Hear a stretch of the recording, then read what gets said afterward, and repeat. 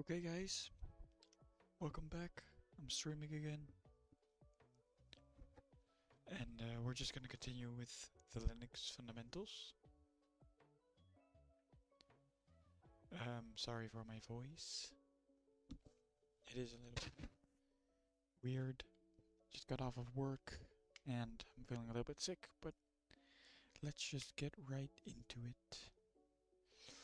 So, here we got firewall and network protection.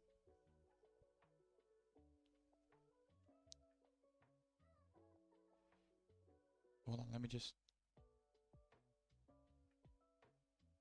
check one thing really quickly.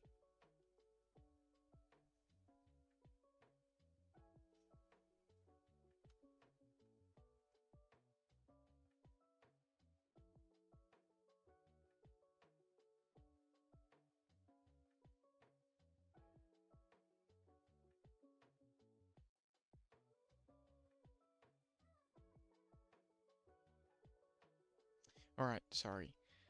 If my voice sounds really bad, that's because, well, I have a really sore throat. I've had a busy week. New Year's was yesterday. Well, today is New Year's, but yesterday was a lot of fun. We celebrated in my country, so that was fun. But enough small talk. Let's just get right into it. I'm gonna be streaming for a while tonight, like a couple of hours, and I hope that some people will join the stream. Yeah, let's dive right into it, actually.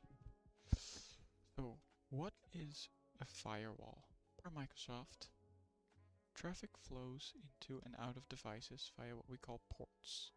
A firewall is what controls what is, and more importantly, isn't allowed to pass through those ports. You can think of it like a security guard standing at the door, checking the ID of everything that tries to enter or exit. The below image will reflect what you will see when you navigate to firewall and network protection. So let's actually go to firewall network protection.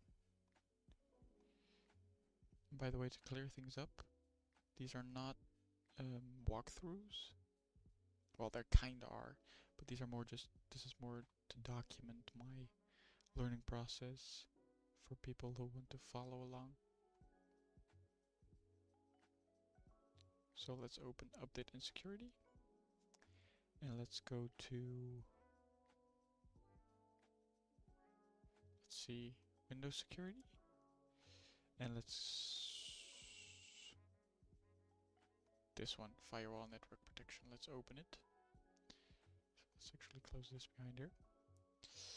Firewall and network protection. Firewall. I just said firework. I'm still in my head with New Year's. New Year's still in my head. So this is exactly what we see. Note, each network may have different status icons for you. So yeah, this might be different, but it's the same. Per Microsoft, Windows Firewall offers 3 firewall profiles: domain, private, and public. Oh wait, sorry. I forgot to read the question. What is the difference between the 3? So these 3. Domain, private, and public. So I feel like we're gonna learn about the different networks and the protection of those.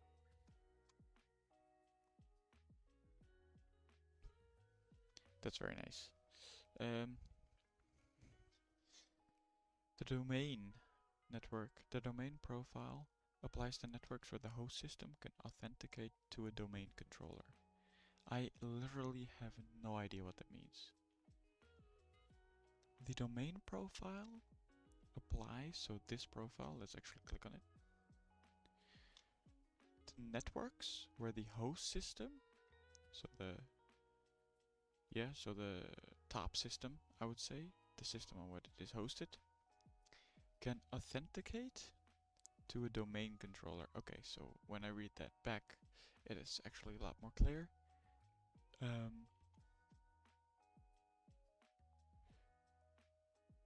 Yeah, okay. So this pretty much like DNS servers and stuff like that. That's what I'm guessing for domains, the domain name system. That's my guess. Actually, let's look it up.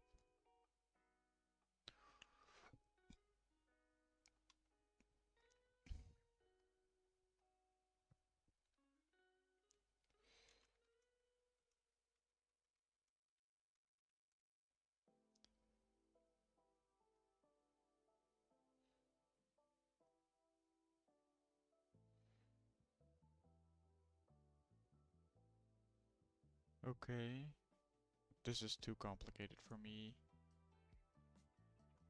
Hold on. Let's actually network domain. A network domain is an administrative grouping of multiple private computer networks or localhost with the same infrastructure. Oh. Domains can be identified using a domain name. Domains which needs to be accessible from the public internet can be assigned a globally unique name with the domain name system. That's what I'm guessing. Because this uses ports as well. Okay.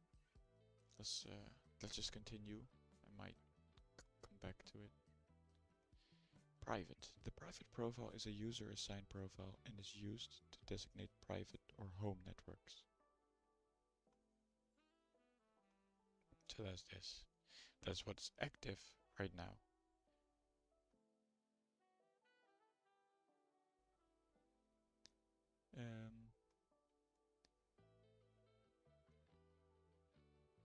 Public. The default profile is the public profile, used to designate public networks such as Wi-Fi hotspots at coffee shops, airports, and other locations. If you click on any firewall profile, another screen will appear with two options. Turn the firewall on/off and block all incoming connections. So let's see that. Yeah. Yeah, that's right. Here we can turn it off or on, and here we can block all incoming connections.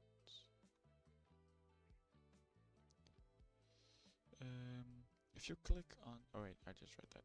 Yeah, this. Warning, unless you are 100% confident in what you are doing, it's recommended that you leave your Windows Defender firewall enabled, which makes sense.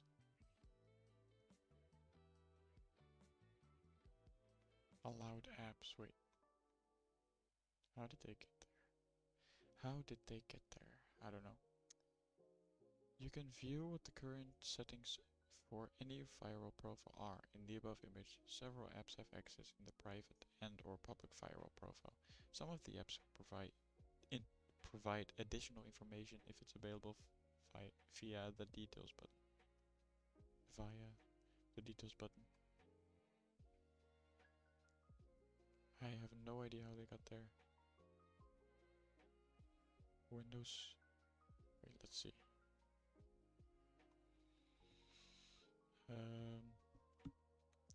Windows Defender. Here you go.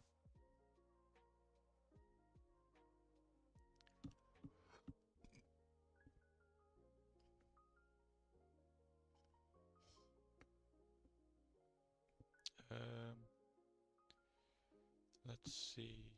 Here we can see that private networks are connected and guest or public networks are connected. Allowed apps, how do you...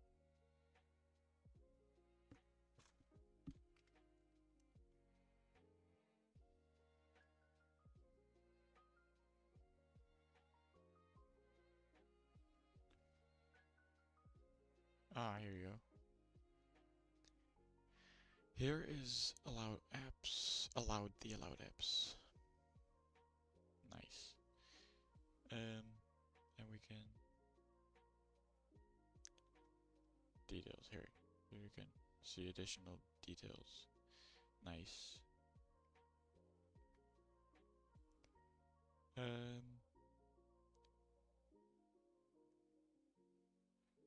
so we can... They have the Windows Defender firewall with advanced security open. Windows defend. There you go. Let's read it. Configuring the Windows Defender firewall is for advanced Windows users. Refer to the following Microsoft documentation on the best practices here. Tip: command to open the Windows firewalls wf.msc.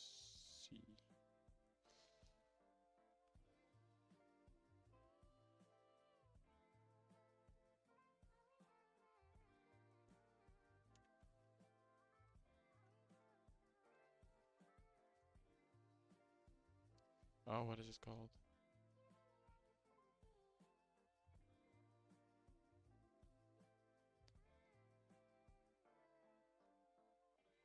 Public network, I'm guessing.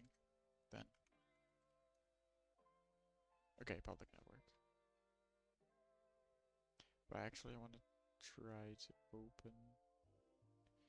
So there's another way of opening the command prompt with this, which is through system configuration.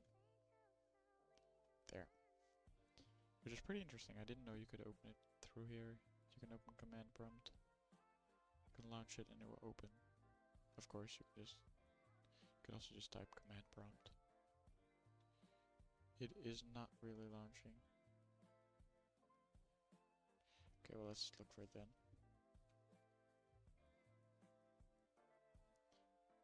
There you go. That's another way to do it. So they say Windows firewall. Let me see. Ah, there you go. Very handy to know these commands. Let's go on. App and browser control. In this section, you can change the settings for the Microsoft Defender smart screen. Okay, interesting. I didn't know we had a smart screen. Per Microsoft, Microsoft Defender Smart Screen protects against phishing or malware websites and applications, and the downloading of potentially malicious files. Refer to the official Microsoft documentation for more information on Microsoft Defender Smart Screen here.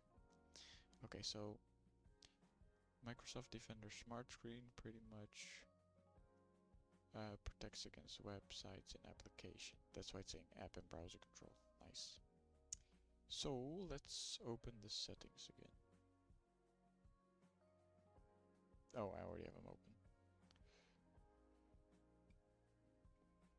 App and browser control. There you go. Check apps and files. Windows Defender Smart Screen helps you protect your device by checking for unrecognized apps and files from the web. So if it doesn't recognize something, it pretty much checks it. Windows Defender Smart Screen helps you. Yep, okay, it's literally just copied. Warn, off, or block. So right now it's on warn. So it will warn you if it's like, this is new to us, we have never seen this. Be careful. That's pretty much what this is saying. Exploit protection. Exploit protection is built into Windows 10 to help you protect your device against attacks. Out of the box, your device is already set up with the protection settings that work best for most people. So yeah, alright, that's understandable. Yeah, this is literally copy-paste. Let's actually look at these options. Control guard, flow guard on. Ensures control flow integrity for indirect calls. I don't know what that means. Data execution prevention. Prevents code from being run from data-only memory pages. What is a data-only memory page?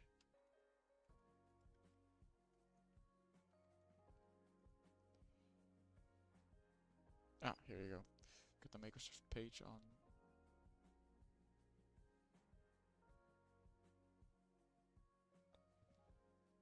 Let's see. What?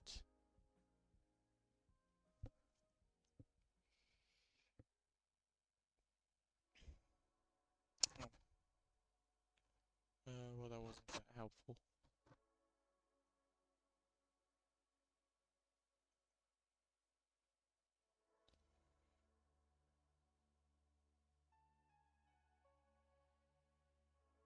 block of virtual memory.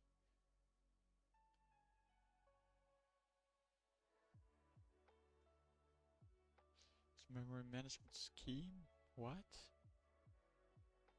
Secondary storage.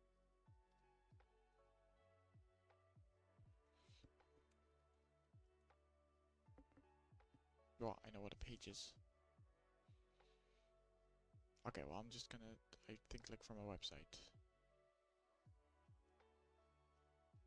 So if you have, I really don't know.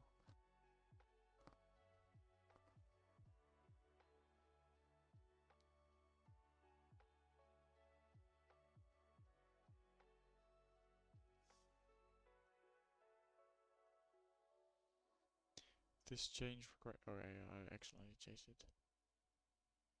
Export settings. Oh no, never mind, never mind, never mind.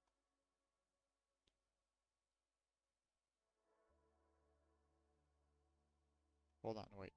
I do really want to know what.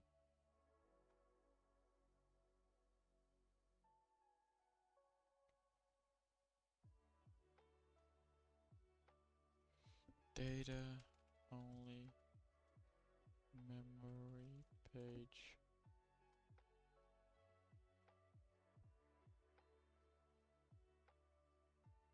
Data exchange prevention is a system-level memory protection feature that is built into the operating system starting with Windows XP and Windows Server 2003. DEP enables the system to mark one or more pages of memory as non-executable. Marking memory regions as non-executable means that code cannot be run from that region of memory, which makes it harder for the exploitation of buffer overruns.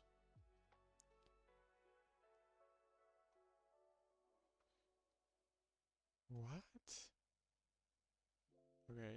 Okay, let's read this. If an application attempts to run code from a protected page, the application receives an exception with the status code status access violation. If your application must run code from a memory page, it must allocate and set the proper virtual memory protection attributes. The allocated memory must be marked page execute, read, page execute, read, write, or page execute, write, copy when allocating memory.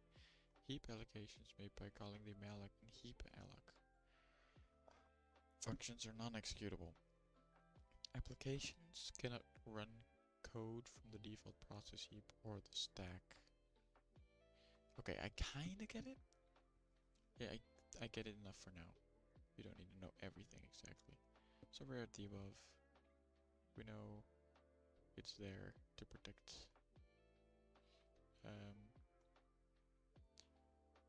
you. So I think we're gonna go on to device security now. Device security. Even though you'll probably never change any of these settings, for completion's sake, it will be covered briefly. Device security. Core isolation, visualization-based security is running to protect the core parts of your device, etc. Core isolation. Security features available on your device that use virtualization-based security. Prevents attacks from inserting malicious code into high security processes. Okay. Unless you are 100% confident in what you are doing, it is recommended that you leave the default settings. The below image are from another machine to show another security feature that should be available in a personal Windows 10 device. Security processor. Your security processor, called the Trusted Platform Module (TPM), is providing additional encryption for your device. Okay, so this is kind of like with the hardware. Below are the security processor details. But the Trusted Platform Module (TPM) manufacturer. So this is, yeah, okay. So this is all the information about those things. Very interesting. What is the Trusted Platform Module? Per Microsoft, Trusted Platform Module (TPM) technology is designed to provide hardware-based security-related functions. A TPM chip is a secure crypto processor that is designed to carry out cryptographic operations. The chip includes multiple physical security mechanisms to make it tamper-resistant, and malicious software is unable to tamper with the security functions of the TPM. It's trusted platform module. There you go. BitLocker. Now we're gonna learn about BitLocker. I have no idea what BitLocker is.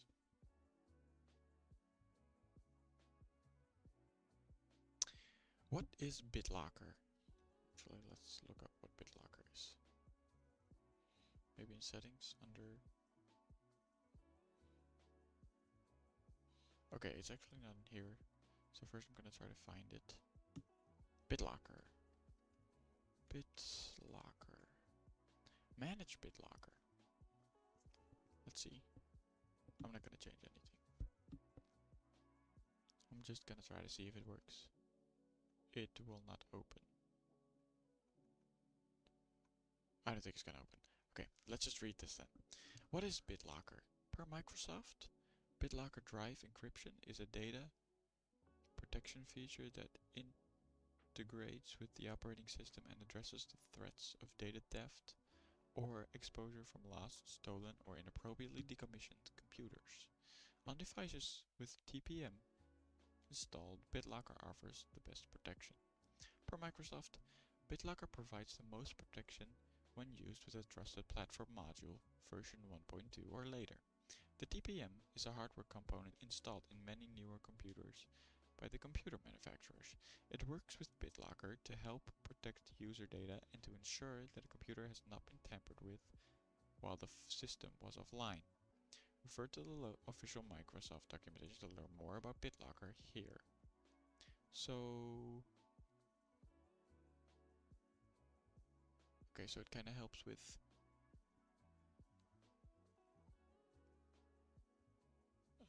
data theft. I don't really get this part. We'll read about it. Okay, the BitLocker feature is not included in the attached virtual machine. Okay, so actually, let's look at the docs here. Let's look at the information. BitLocker is a Windows security feature that provides encryption for entire volumes, addressing the threats of data theft or exposure from lost, stolen, or inappropriately decommissioned device. That's what we read. Pretty much copy-pasted. Practical applications. Data on a lost or stolen device is vulnerable to unauthorized access. Yeah, that's true. Either by running a software attack tool against it or by transferring the device's hard drive to a different device. BitLocker helps mitigate unauthorized data access by enhancing file and system protections, rendering data inaccessible when BitLocker protected devices are decommissioned or recycled. BitLocker provides maximum protection when used with a trusted platform module, which is a common hardware component. Yeah, okay. Can lock normal startup processes until the user supplies a personal identification number, PIN. Okay, I get it. So pretty much what the BitLocker does.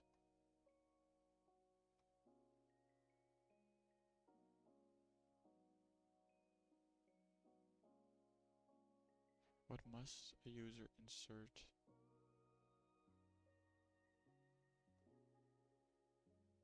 TPM version 1.2. Oh, okay.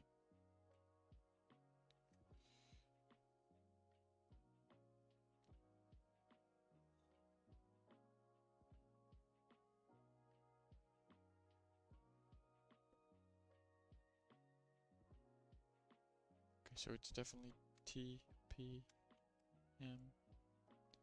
version.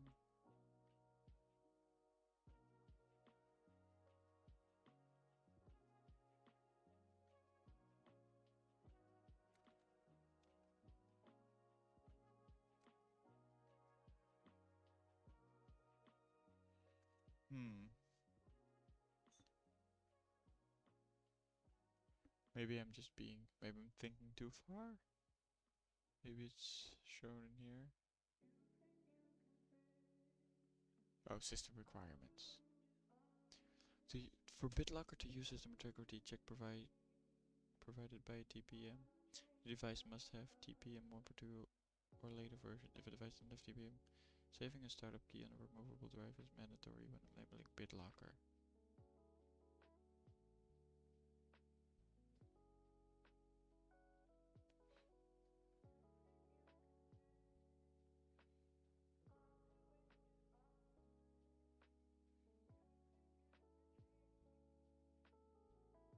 Is it TPM version 2.0?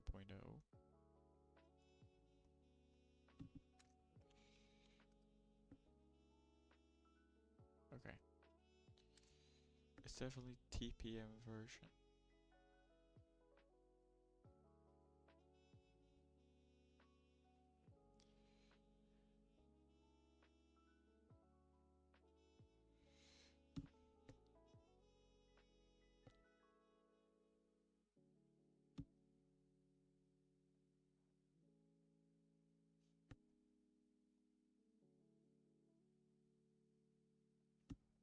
Startup key?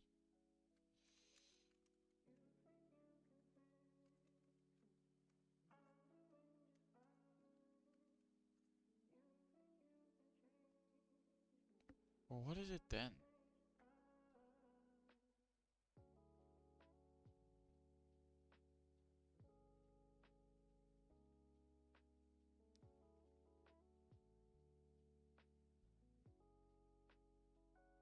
Hmm.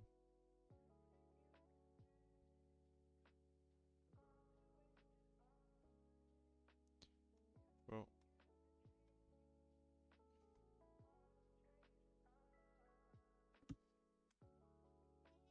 we can also just put this question into Google. Why can't I copy it? Okay. Let's see.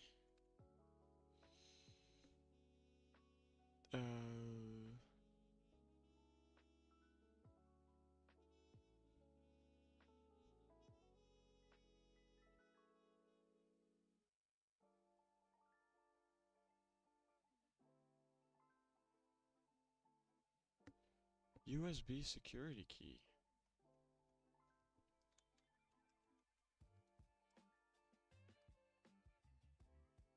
What is it? It's not a USB security? Is it a TMP security? TPM? Sorry. Oh, I cannot find it. Why did I close that tab? Okay, sorry. Let's see.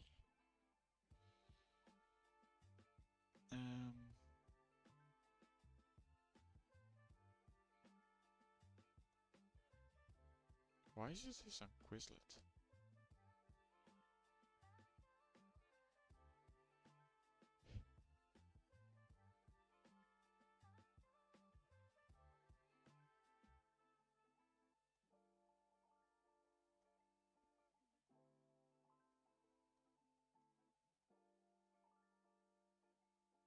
Okay, well, it wasn't in there. And once again I closed it on accident. Sorry guys, I'm sorry. Okay, let's just look at this.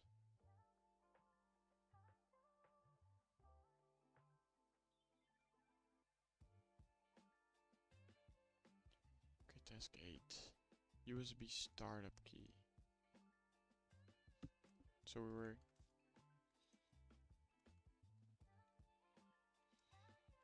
pretty close. So you need a USB startup key. Volume shadow copy service.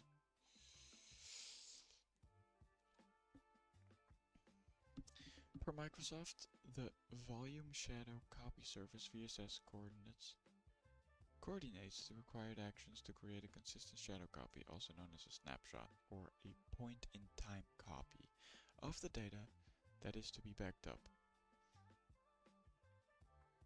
Volume shadow copies are stored on the System Volume Information folder on each drive that has protection enabled.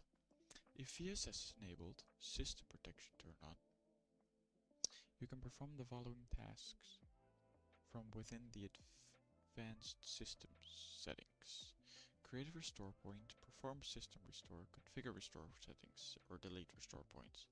From a security perspective, malware writers know of this Windows feature and write code in their malware to look for these files and delete them. Doing so makes it impossible to recover from a ransomware attack unless you have offline/offsite backup. If you wish to configure shadow copies within the attached VMs, see below.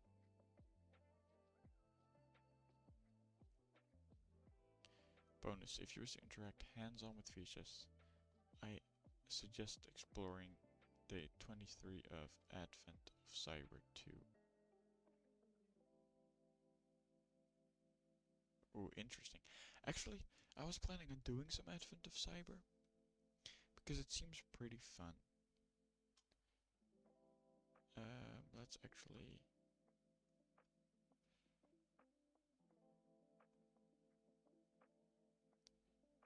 configure shadow copies. Here you go.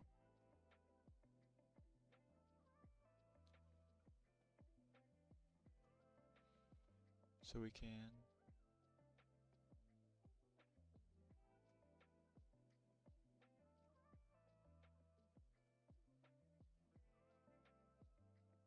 so we made a shadow copy. Nice. What is VSS? What was it again? Volume shadow copy service. Volume shadow copy service. Nice. Okay, well, that was pretty much this room. So we learned a lot of security things about security and Windows updates, and then BitLocker in the end. And it isn't that special, but it's good to know about these types of things, especially before starting the real hacking journey. It's important to know these things. In this room we covered several built-in Windows security tools that ship with the Windows operating system to help keep the device protected. There's still so much to explain and cover regarding the Windows operating system, as mentioned in the Windows Fundamentals 1 room. The content is aimed at those who wish to understand and use the Windows operating system on a more comfortable level. To learn more about the Windows operating system, you'll need to continue your journey on your own. Further reading material: Anti-malware scan interface, credential guard, Windows 10 Hello, CSO online, the best way to look. The best new Windows 10 security features. Note: attackers use built-in Windows tools and utilities in an attempt to go undetected within the victim environment. This is a tactic known as living off the land. Refer to the following resource here to learn more about this. So we have officially completed Windows Fundamentals 3, which means we have completed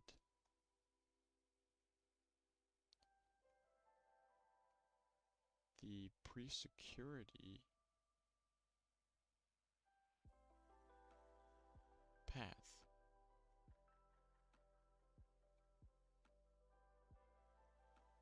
Completed. So we have the actual certificate.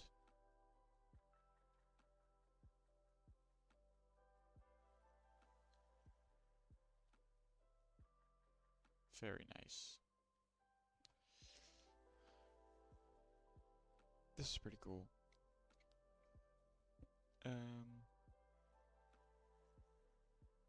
We're going up slowly. And let's actually see. Our next room would be Cybersecurity 101. Which is pretty much the basics of cybersecurity,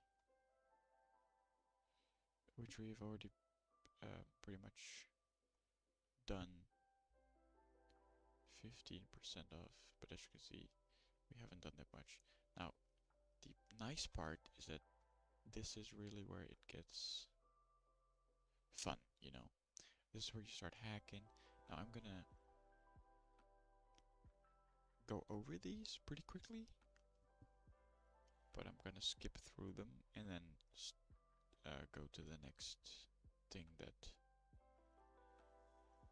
I think is the most important. So I know about offense security, and I know about defense security, red teaming and blue teaming, those kind of things. I know what the roles are, I know what they do, so I don't know how important it is. I'll just skim over them. And as for the Windows fundamentals. We literally just did those. I am not even gonna look at them. Maybe the first and the second one, but the third one I'm not. And then we can get into Active Directory basics.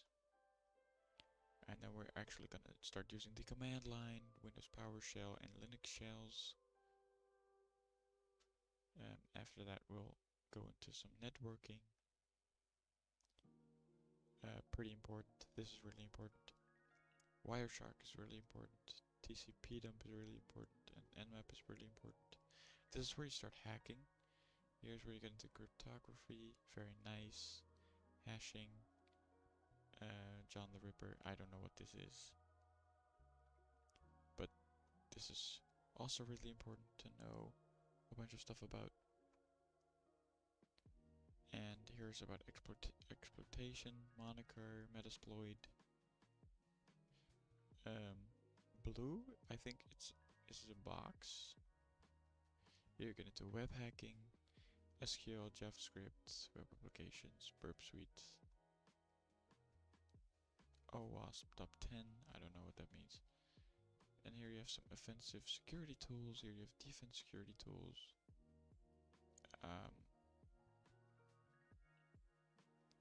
Here you get into some security solutions, defensive security tooling.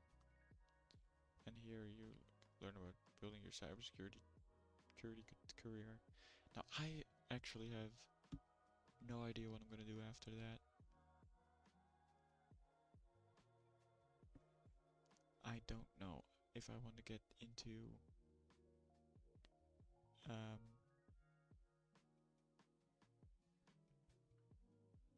I really don't know.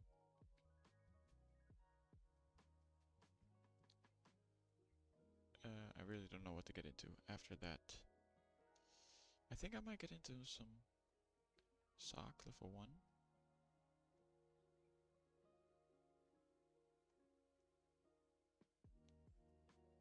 It's all pretty exciting.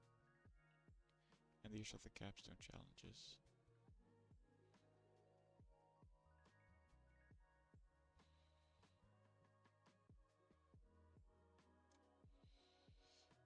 And maybe I'll just do the first one. The first ones of these. So junior pen tester.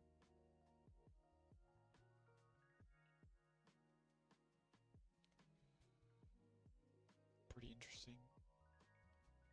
And security engineer.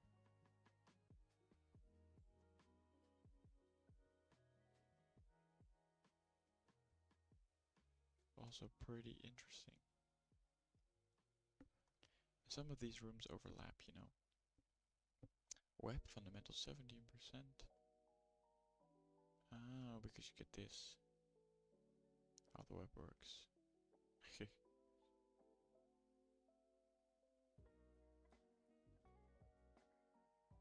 I've already done a bit of this.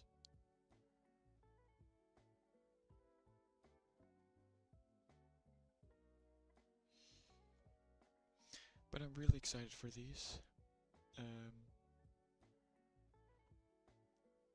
In the junior security analyst role, you will be a triage specialist. You will spend a significant portion of your time triaging or monitoring the event logs and alerts. The responsibilities of a junior security analyst or tier 1 SOC analysts include the following.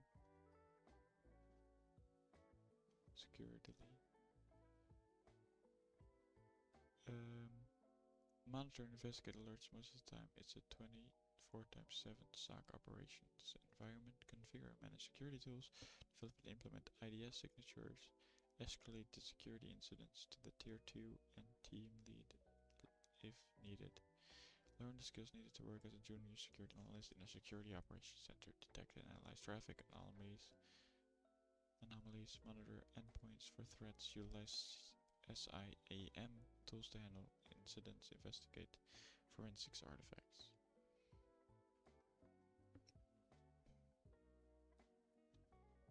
What is the difference? The SOC level 2 path aims to help you succeed in your SOC career. It will help you transition to a level 2 position or strengthen the core technical skills you need to perform well in your current position. using hands-on, practical, and realistic scenarios. Through realistic scenarios, you will practice log analysis in depth and acquire hands-on experience using various SIEM platforms. The path will also cover detection engineering topics, allowing you to troubleshoot and fix detection, alerting, and logging issues. Finally, you will learn essential technical skills to perform advanced blue teaming tasks such as threat hunting and emulation, incident response, and malware analysis. Learn all the skills needed to take you to the next level in your SOC analyst career. Security operations. Security operations control, I think it's called. Security operations introductory, incident response, malware analysis, threat hunting, and threat emulations.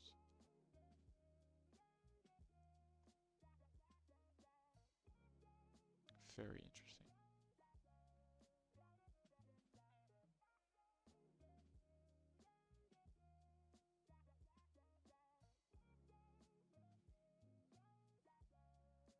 Fix it. Cool. This is all pretty cool. Very, very interesting. But I think that pretty much ends the stream.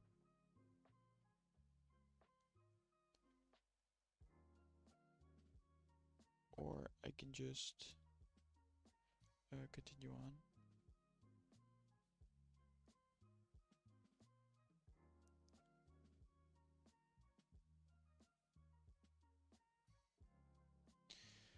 Nah, I think I'll end the stream here.